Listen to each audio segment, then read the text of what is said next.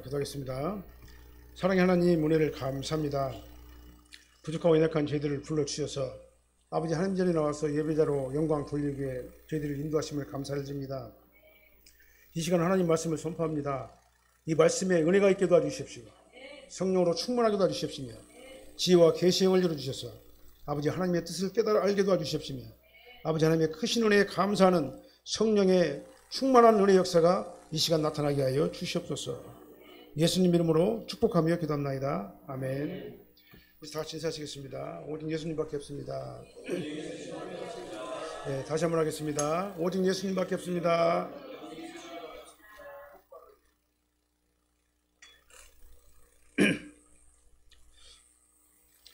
우리가 이제 10장 좀 보게 되면요, 예수님께서는 12제자를 지명해서 부르셨죠. 부르시고 난 다음에 그들에게 더러운 귀신을 쫓아내는 권능을 주셨어요. 모든 병과 질병을, 약한 것을 고치는 권능을 같이 주시면서 사역을 하게 하신 거예요. 그러니까 주의 종들이 사역하는 것은 그냥 하는 게 아니라 하나님께서 은사를 주시고 사역을 하게 하신다 그 말이에요. 그리고 12제자들에게 명령을 하셨습니다. 가서 천국 복음을 전파하고 내가 너희에게 준 권능으로 병든 자를 고치고 그다음에 죽은 자를 살리고 나병한 자를 깨끗하게 하고 귀신을 쫓아내라고 예수님께서는 명령을 하셨어요. 제자들에게. 그리고 또 중요한 명령은 뭐냐면 무슨 대가를 바라면서 그 일을 행하지 말고 거저받았으니 거저주라. 또 이 명령도 같이 하셨어요.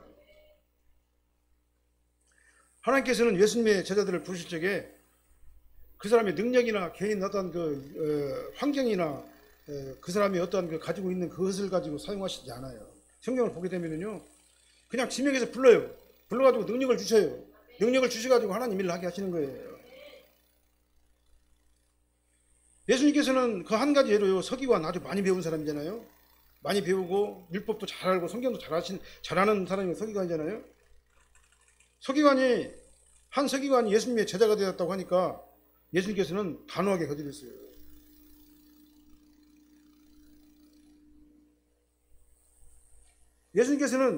예수님께서 원하시는 자를 그러니까 제자로 지명해서 부르시고 그에게 권능을 주시고 그 권능으로 사역을 감당하게 하시는 거다 그 말이에요. 왜냐하면 하나님의 사역은 세상적인 방법으로 하는 게 아니에요. 세상의 어떤 메소드, 어떤 방법에 의해 가지고 하나님의 일을 하는 것이 아니에요. 하나님의 방법은 하나님께 주시는 하나님의 은사를 가지고 영적인 일을 전하는 게 바로 주의 일이기 때문에 그렇습니다. 그래서 제자의 직분은요, 은사직인 거예요. 제자의 직분은 은사직인 거예요. 하나님께서 기름을 부으시고 기름을 부으신 것에서 끝난 것이 아니라 그 일을 할 수 있도록 은혜도 주시는 거예요. 은사도 주시는 겁니다. 그래서 영적 원리를 가지고 예수님께서 원하시는 영적 사업을 하게 하시는 거예요. 우리가 주님을 일을 하면서 세상의 지식이나 그렇다고 그래가지고 학문이 필요 없다는 얘기는 아니에요. 그러나 그건 보조적인 역할일 뿐이에요. 도와주는 거예요. 복음을 도와주는 역할을 할 수 있을지 몰라도 그것이 복음의 능력이 나타나는 게 아니에요. 거기서요. 그것 가지고는 영적인 권능을 행할 수가 없기 때문에 그렇습니다.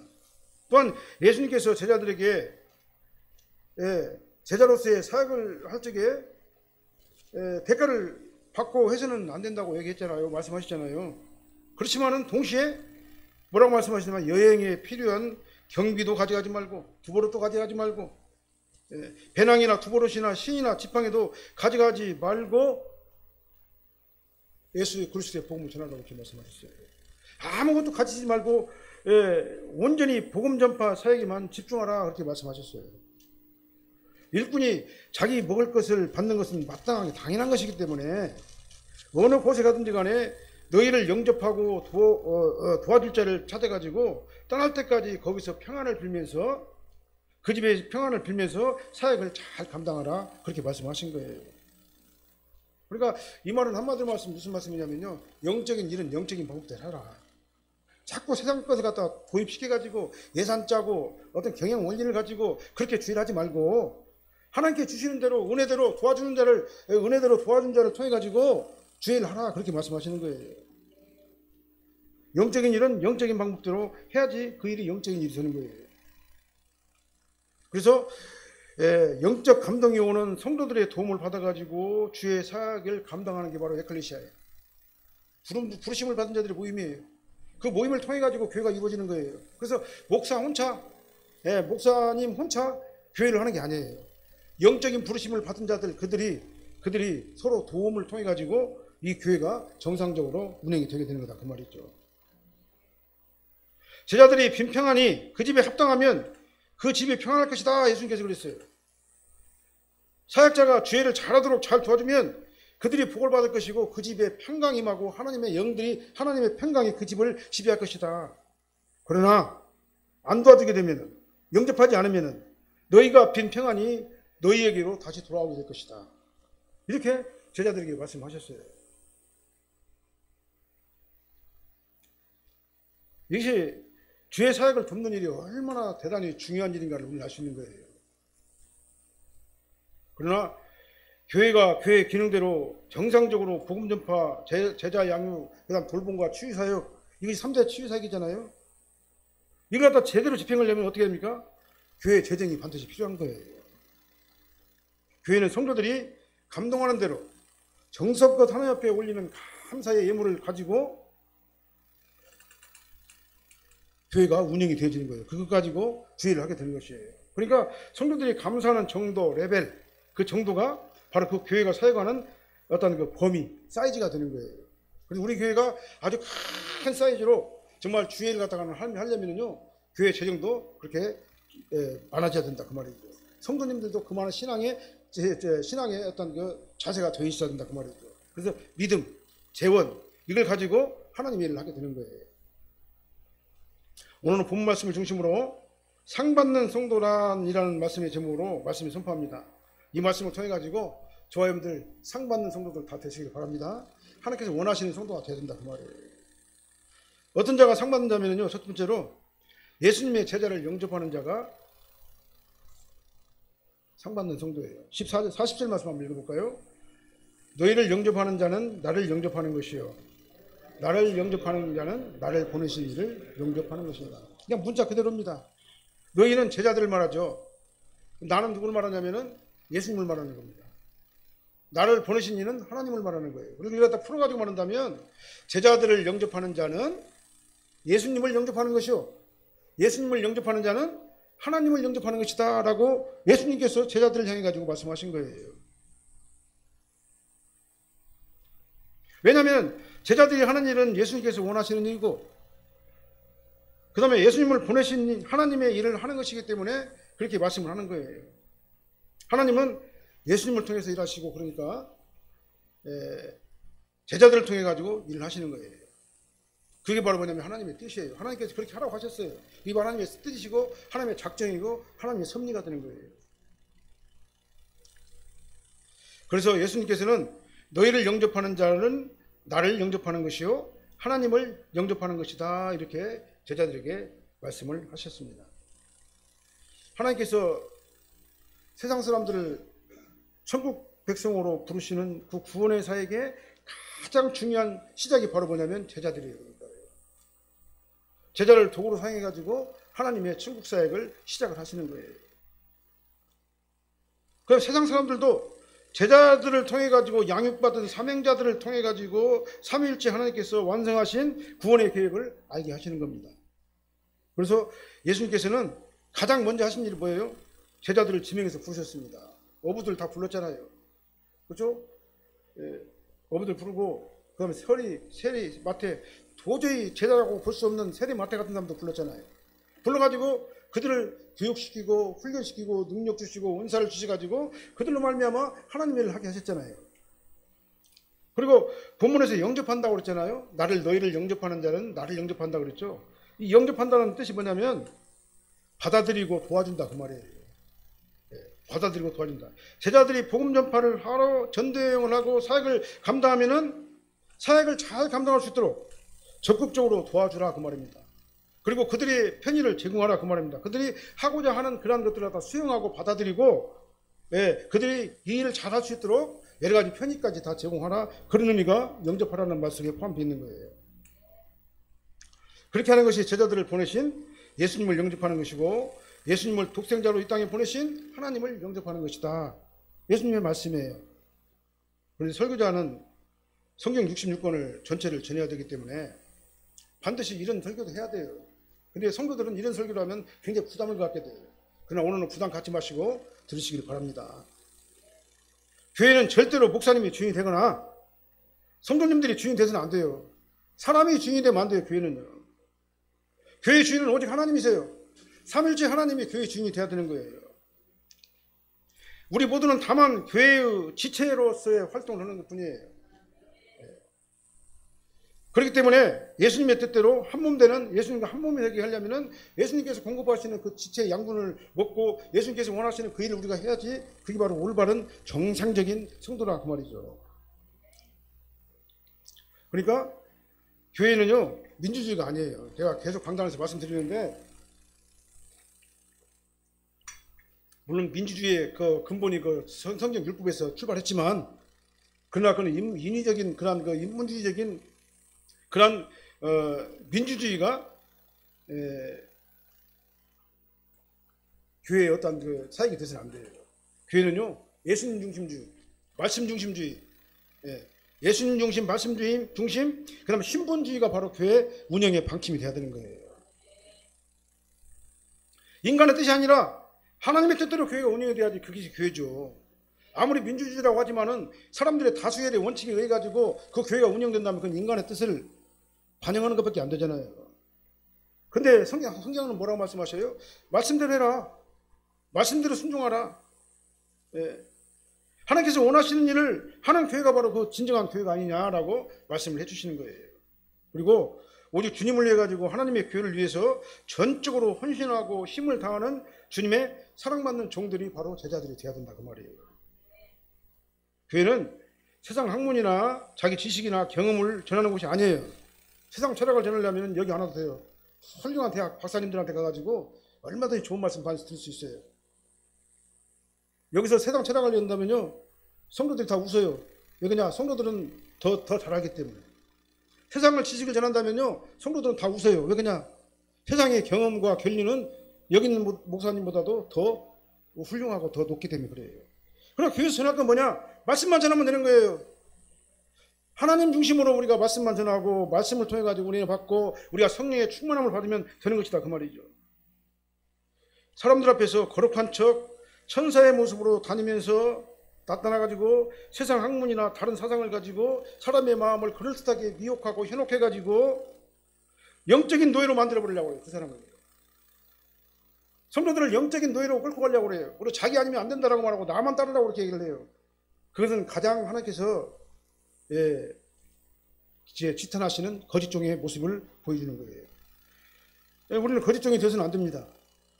인본주의적인 종을 따르게 되면요, 인본주의적인 종교생활을 하다가 세속적으로 빠질 수밖에 없는 거예요. 왜 사람의 종이 되려고 그래요? 우리는 사람의 종이 되어서는 안 됩니다. 예수 그리스도의 종이 되어야 되는 거예요. 그리고 성도님들은 예수님께서 말씀하신 것처럼 죄를 전담하는 죄종들을 반드시 잘 영접을 해야 되는 겁니다. 그게 맞아요. 그렇게 해야 되는 거예요. 그것이 바로 예수님의 명령이 되기 때문에 그렇습니다.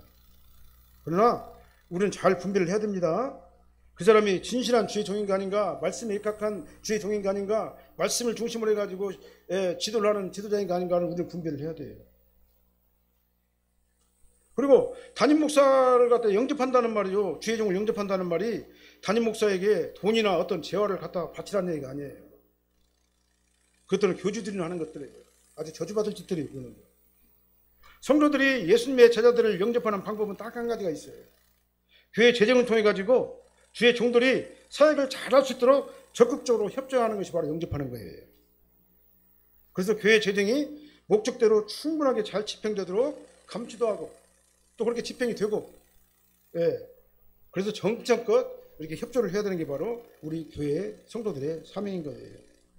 그래서 교회가 마음껏 전도하고 마음껏 선교하고 마음껏 구제하고 그 다음에 제자 양육을 하는데 잘 사용할 수 있도록 충분하게 사용할 수 있도록 하는 게 바로 제자들을 잘 양육하는 것이다 라는 것을 오늘 본문의 취지가 그런 취지다 그 말이죠. 잘 하시기 바랍니다. 그래서 내가 하나님께 상받는 성도님들이 다 되시기를 예수님으로 축원합니다. 그래서 평강이 지배하게 되게 해주시기 바랍니다. 예수 그리스도의 평강이 나를 지배하고 하나님의 천국이 내 안에서 나를 통제하게 되시기를 예수님으로 축원합니다. 이런 멋진 성도님들이 우리 산악교회 성도님들이 다 되시기를 바랍니다.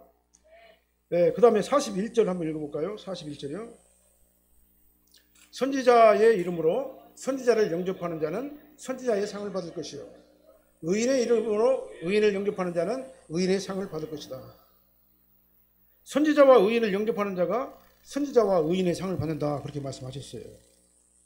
여기서 제자, 선지자, 의인, 이 단어는요 점층식 구조예요. 점층식. 그래서 의미를 점점 확대하는 그런 구조의 문장이 바로 오늘 제자, 선지자, 의인, 점점 확대되는 그런 단어예요. 엄밀히 말해가지고 예수님의 제자들은 예수님의 말씀을 직접 들었어요. 공생의 3년 동안에. 그 다음 예수님께서 행하신 모든 기사의 이적을 다 체험한 사람들이에요.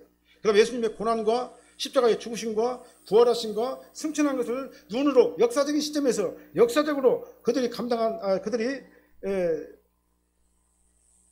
그걸 목격한 사람들이 바로 제자들이에요. 그리고 예수님께서 직접 그들에게 권능을 주셔가지고 전도를 하게 하셨어요. 병 고치는 능력도 막 그들에게 주시고 말씀을 전하는 권세도 막 주시고 모든 더러운 것들을 다 쫓아내는 권세도 제자들에게 직접 주셨다, 그 말이죠. 이게 바로 예수님의 제자예요. 그런데 오늘날 여기 선교사라는 단어가 오늘 본문에 나오죠. 선교사는요 좀 더 확대된 공동체를 얘기하는 거예요. 확대된 공동체에서 복음을 전하는 사역자를 얘기하는 거예요. 선지자는. 그리고 오늘날 말하면 교회 목사나 선교사들을 얘기하는 겁니다. 그래서 교회 목사나 선교사들도 뭘 하는 겁니까? 하나님의 말씀인 성경 말씀을 토대로 해가지고 선포하며 성경 말씀을 근거로 해가지고 나가서 선교를 하잖아요. 그리고 가르치고 양육하는 사회 갖다가 하고 있습니다. 그리고 의인이라는 말도 나오죠. 이 선지자보다 더 확대된 의미의 해석이에요. 의인이라는 말은 예수님의 보혈의 피를 힘입고 의롭다함을 받은 하나님의 자녀들, 모든 성도들을 얘기하는 거예요. 자, 디도서 3장 6절로 7절 한번 읽어볼까요? 디도서 3장 6절 7절. 우리 구주 예수 그리스도로 말미암아 우리에게 그 성령을 풍성히 부어주사 우리로 그의 은혜를 힘입어 의롭다 하심을 얻어 영생의 소망을 따라 상속자가 되게 하려 하심이라. 영접하는 자는 의인의 상을 받게 되리라. 상속자가 의인이에요.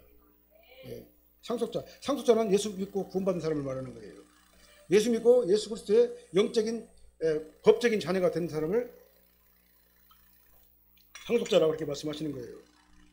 하나님께서는 우리의 의로운 행위를 보고 내가 어느 정도 착한 행실을 하고 윤리적으로 도덕적으로 깨끗하게 잘 살았기 때문에 나를 성도로 부르신 게 아니에요. 왜냐하면 모든 인간은 누구라도 자신의 노력이나 행위로 구원에 도달할 수 있는 행위에 도달할 수 없기 때문에 그렇습니다. 그래서 우리는 오직 예수님의 은혜를 힘입어서만이 우리가 의롭다 하심을 받고 하나님의 자녀가 돼서 의인이 되는 거예요. 그래서 이 의인은 뭐냐? 칭의다. 의롭다 하심을 받은 자다 그랬어요. 예수 그리스도의 보혈의 피를 입은 자다, 그 말이에요. 그래서 우리는 법적인 의인이에요. 하나님의 양자입니다. 그래서 우리는 하나님의 법적인 양자로 입양된 하나님의 자녀다, 그 말이죠. 그래서 우리는요 오늘 본문에서 의인을 영접하는, 의인의 이름으로 의인을 영접하는 자는 의인의 상을 받는 거라고 했잖아요. 그러니까 우리 교회에서도 마찬가지예요. 우리 성도들 상호간에 서로 도와주고 의지하고 의인의 이름으로 의인을 도와주는 자는 의인의 상을 받는다고 그랬으니까 이것이 바로 에클레시아, 하나님의 교회에서 일어나는 그런 아름다운 공동체가 되어야 된다, 그 말이죠. 내가 비록 주의 종은 아니라도 주의 종의 이름으로 주의 종을 돕는 자는 주의 종의 상을 받는 것이다 라는 말씀이에요. 내가 비록 먼 나라 가가지고 선교는 할 수 없어도 선교사로 일할 수는 없지만은 선교사의 이름으로 선교사를 도와주는 자는 선교사의 상을 받게 되는 것이다, 그 말이에요. 그리고 교회 안에서 성도의 이름으로 의인의 이름으로 성도를 도와주면, 의인을 도와주면 의인의 상을 받게 된다. 그 사람이 바로 진짜 성도다, 그 말이에요. 교회 안에서 성도들을 보면은 저 사람은 어째서 안 되고 저 사람은 뭐 때문에 안 되고 난 저 사람이 왜 싫고 저 사람은 보기만 해도 나는 그냥 싫고, 교회 안에서 그러면 안 된다는 얘기입니다. 교회 안에서는 성도가 성도로서 성도를 대접하는 자가 성도다, 그 말이에요. 그러니까 진실한 성도들이 되시기를 예수님으로 축원합니다. 그래서 교회 안에서는 하나님의 사랑 안에서 하나가 되어야 되는 거예요. 우리는 예수님과 한 몸이기 때문에 그렇습니다. 그래서 하나님의 사랑 안에서 한 몸이 돼야지만이 의인의 이름으로 도와주는 자가 되는 거고, 그 사람이 바로 진짜 의인이다 그 말이죠. 이 부모 말씀에서 예수님께서 이게 제자들에게 화성하시면서 하시는 말씀이 바로 오늘 본 말씀이죠. 그래서 선지자, 의인의 구분은요, 계급이 아니라 상급의 구분이에요. 그러니까요. 어떤 그 프라이어리티가 아니에요. 계층 구조가 아니에요. 상급의 구조예요. 상급의 구조. 결론은 주의를 적극적으로 관심을 가지고 서로 협력하라 그 말입니다. 다투지 말고 싸우지 말고, 그 다음에 인색하지 말고, 정말 진심으로 주의 교회, 하나님의 교회가 정말 에클레시아가 될 수 있도록, 영적인 부르심을 받은 자들의 모임이 될 수 있도록 그렇게 우리가 서로 일심동체해가지고 그렇게 하라 그 말이에요. 그래서 하나님께서 내리시는 상을 받으라 그 말입니다. 그게 바로 제자의 상, 선지자의 상, 의인의 상이다 그 말이에요. 우리 산악교회는 작지만 큰 교회가 되어야 될 줄로 믿습니다. 우리 산악교회는 적잖아요. 개척교회니까. 그러나 우리 교회는요, 하나님 보시기 아름다운 게, 하나님께서 원하시는 가장 큰 교회가 돼야 돼요. 그죠? 작지만 큰 교회가 우리 교회가 될 줄 믿습니다. 우리 교회 재정은 비록 적어요. 교회가 적기 때문에 재정이 적을 수밖에 없어요. 성도님들께서 하나님께 믿음으로 정성껏 드리는 그 헌금을 통해 가지고 목적대로 사용을 하고 있어요. 우리 교회는 선교사의 이름으로 선교사를 돕고 있어요. 여러분들이 낸 하나님의 헌금을 가지고 선교사의 이름으로 선교사를 도와요. 그러니까 우리 교회는 선교사의 상을 받는 그런 교회예요. 우리 교회에 속한 여러분들도 이 선교사의 상을 받게 되는 거예요. 왜 그러냐? 우리 교회가 성도의 헌금을 가지고 선교사의 이름으로 선교사를 돕기 때문에 그렇습니다. 북한 선교도 하고 네팔 선교도 하고, 그 다음에 문서 선교, 그 다음에 여러 가지 선교들을 갖다 우리는 지금 이제 교회 재정을 들여가지고 하고 있어요. 특히 네팔에서 헌신 중인 두 분 선교사님들은 참으로 대단하신 분들 아니겠습니까? 나이가 지금 73세예요. 근데 앞으로 10년 동안 거기서 사역을 하시겠대요. 왜 그러냐? 10년 전에 거기 가가지고 고아원을 만들어가지고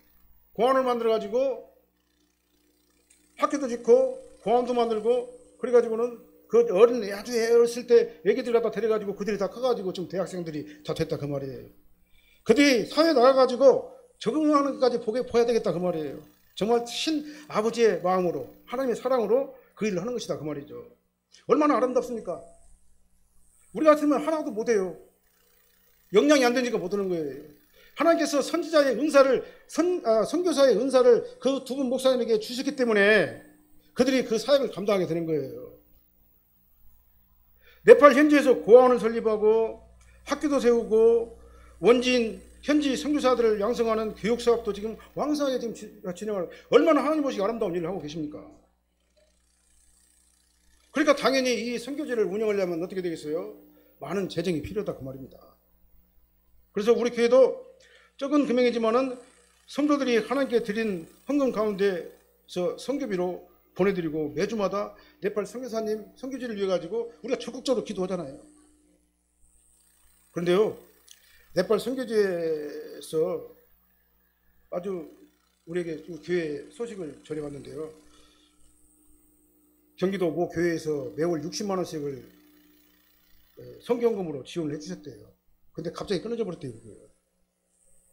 왜냐하면 이 선교헌금으로 운영되는 것은요, 지속적으로 안 되면 어느 날 갑자기 끊어져 버리면 굉장히 어려움이 많거든요. 선교지에서 당황을 하게 되거든요. 갑자기 통보도 없이 지원이 중단돼 가지고 아주 굉장히 곤란한 상태에 있다라고 전해 왔어요. 우리 사모님을 통해 가지고, 우리 김수자 목사님을 통해 가지고. 그 두 분 선교사님이 데리고 있는 고아원에는 총 직원을 포함해 가지고 23명이 있어요. 직원들이 인건비, 그 다음에 운영비, 그 다음에 고아원 학생들의 학비, 그 다음에 생활비, 이런 걸 다 들여가지고 최선을 다해가지고 헌신하고 있어요. 선교사님께서요. 그리고 아까 말씀드린 대로 올해부터는요, 5명이 대학에 진학을 했대요. 그러면 이제 대학 등록금도 다 해야 되잖아요. 더 많은 예산이 필요하다고 말씀하시면서 제발 부탁하는데 성경금도 좀 더 올려줄 수 있지 않느냐, 올려주면 좋지 않겠느냐라고 우리 김수정 목사님에게 연락을 해왔어요. 물론 두 분 선교사님도 우리 교회 재정 상태를 잘 알아요. 왜냐하면 언젠가 재정 보고를 한번 받으신 적이 있어요. 우리 교회 재정 형편 사이즈를 알아요. 그래서 우리 교회 재정 형편을 누구보다 더 잘 아실 거예요. 그 두 분 선교사님은요. 그럼에도 불구하고 우리에게 도움을 청하셨다. 이걸 보면은요, 아주 굉장히 어렵다 그 말이잖아요. 이 어렵고 어찌 할 바를 모르겠으니 두 분 선교사님을 파송한 전주 사랑한교회가 좀 도와줘야 될 것 아닙니까? 라고 우리에게 말씀하시는 거잖아요. 그래서 갑자기 이 선교 보조가 끊어지게 되니까 아주 난감하게 되기 때문에 이 선교지를 운영할 때 예측 가능한 재정 운영을 하게 해 주십시오라고 우리에게 요청하는 거예요. 그래서 저는 이번에 그 선지자의 이름으로 선지자들을 영접하는 더 좋은 기회로 삼아야 되겠다라고 생각을 했어요. 이게 축복받는 일이기 때문에 그렇습니다. 우리 교회가 축복받는 기회다라고 저는 생각을 해요. 우리 교회도 없는 예산을 아주 쥐어짜서라도 더 보내드려야 되겠다 생각을 했어요. 그래서 목사님들과 우리 장로님들 상의해가지고 이 문제는 결정을 하도록 하겠습니다. 우리 성도님들께서도 우리 교회가 풍부한 재정으로 주회를 잘할 수 있도록 그런 교회가 되도록 관심을 가지시고 기도 많이 해주시기를 바라겠습니다. 세 번째로 보면은요, 예수님께서는 지극히 사소한 도움이라도 다 기획하신다 이렇게 말씀하셨어요. 42절 말씀만 보게요.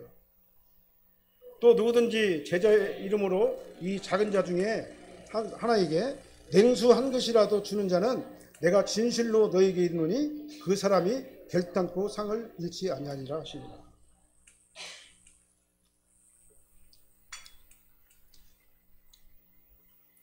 예수님께서는 지극히 사소한 도움이라도 다 기억하신다 그 말이에요. 커피 한 잔 값 단돈 10,000원이라도 선지자의 이름으로 선지자를 도와주면은 예수님께서 선지자의 상을 받게 하실 뿐만 아니라 지극히 사소한 도움 찬물 한 잔이라도 예수님께서는 다 기억하시겠다 그 말이에요. 결단코 상을 잃지 아니하니라 그렇게 말씀하셨잖아요. 상을 주신다 그 말이죠. 여기서 본문에서 이 작은 자는 누구를 말하냐면요, 어린아이나 소외된 약자를 본문에서는 말하는 게 아니에요. 주의 일을 위해 가지고 헌신하는 제자, 선지자, 의인 가운데 한 사람이란 얘기예요. 그런 의미로 말씀하신 거예요. 그들의 사역을 돕기 위해서 냉수 한 그릇이라도 부담 없는 후원만 하더라도 예수님께서 결단코 그걸 갖다가 잊지 않으시겠다라고 말씀을 하신 거예요. 42절 말씀을 다시 한번 읽어볼까요? 여기다 써 있으니까요. 또 누구든지 제자의 이름으로 이 작은 자 중 하나에게 냉수 한 그릇이라도 주는 자는 내가 진실로 너에게 이르노니 그 사람이 결단코 상을 잃지 아니하리라. 아멘.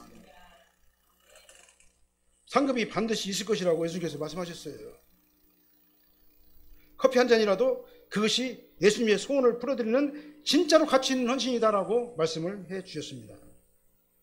그 다음에 마태복음 11장 1절 말씀 이어서 나오는 말씀인데 한번 읽어볼까요? 예수께서 12 제자에게 명하시기를 마치시고 이에 그들의 여러 동네에서 가르치시며 전도하시려고 거기를 떠나가십니다. 예수님께서는 전도 여행을 떠나가신 제자들에게 뭐라고 말씀하셨습니까? 너희가 거저 받았으니까 거저 줘라. 그러니까 아무것도 가져가지 말라. 그러나 아무것도 가져가지 말라. 너희를 영접하는 자는 나를 영접하는 것이요 나를 영접하는 자는 하나님을 영접하는 것이라 예수님께서 명령하시고 전도 여행을 떠나셨어요. 예수님께서 우리가 전도 여행을 여러 동네를 다니시는 목적이 분명히 나타나 있잖아요. 가르치시고 전도하시고 전도하시려고 거기를 떠나신 거예요. 그래서 제자와 선지자와의 의인의 사명도 주신 사명대로 예수님께서 이 땅에서 공생의 기간 동안 행하셨던 그 사역을 잘 따라서는 것이 바로 우리들의 사명이다 그 말이죠. 교회는 예수님께서 하신 것처럼만 하면 돼요. 전도하고 교육하고 돌봄과 치유 사역을 잘 감당하면 되는 겁니다. 교회 속에 있는 제자, 선교사, 의인들이 이 사명에 적극적으로 참여를 해야 되는 거예요. 그래서 이 사명을 잘 수행할 수 있도록 제자의 이름으로 제자를 잘 영접하시기를 예수님을 소원합니다. 선지자의 이름으로 선지자를 잘 영접하시기를 바랍니다. 의인의 이름으로 의인을 영접하시기를 바랍니다. 그 사람이 진짜 성도다라고 예수님께서 말씀하신 거예요. 그래서 예수님의 목적은 뭡니까? 이 시대에 있는 모든 사람들이 예수 믿고 구원받는 거예요. 의인의 삶을 살게 되는 거예요. 그게 바로 예수님의 뜻이에요. 그래서 그렇게 해가지고 하나님이 세상을 이처럼 사랑하사 독생자를 주신 그 목적을 그 뜻이 이루어지는 우리가 특별 은총의 도구가 저희들이 되야 될 줄로 믿습니다.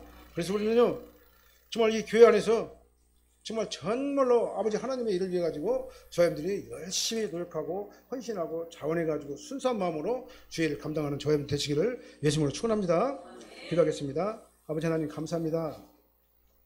아버지 하나님의 교회가 정상적으로 운영되며 아버지 하나님 목적대로 잘 운영될 수 있도록 아버지 우리들에게 모든 문제들을 잘 해결할 수 있는 길을 열어주시옵시고 아버지 하나님께서 인도하여 주시옵소서. 우리 마음속에 아버지의 진정으로 주님을 사랑하는 마음이 넘치게 도와주십시며 하나님만 바라보고 주님만 의지하는 저희들이 되게 하여 주시옵소서. 특별히 네팔 선교지가 많은 어려운 가운데 있습니다. 아버지 하나님 그 보도가 중단되지 않도록 길을 열어주시옵시고 우리 교회도 적극적으로 더 후원할 수 있도록 모든 여건들을 허락하여 주시옵소서. 그래서 선교사의 사명을 도와주는 선교사의 상을 받을 수 있는 저희들이 되게 하여 주시옵시고 아버지 하나님 모시기 아름다운 믿음의 역사가 나타나게 하여 주시옵소서. 예수님 이름으로 축복하며 기도합나이다. 아멘.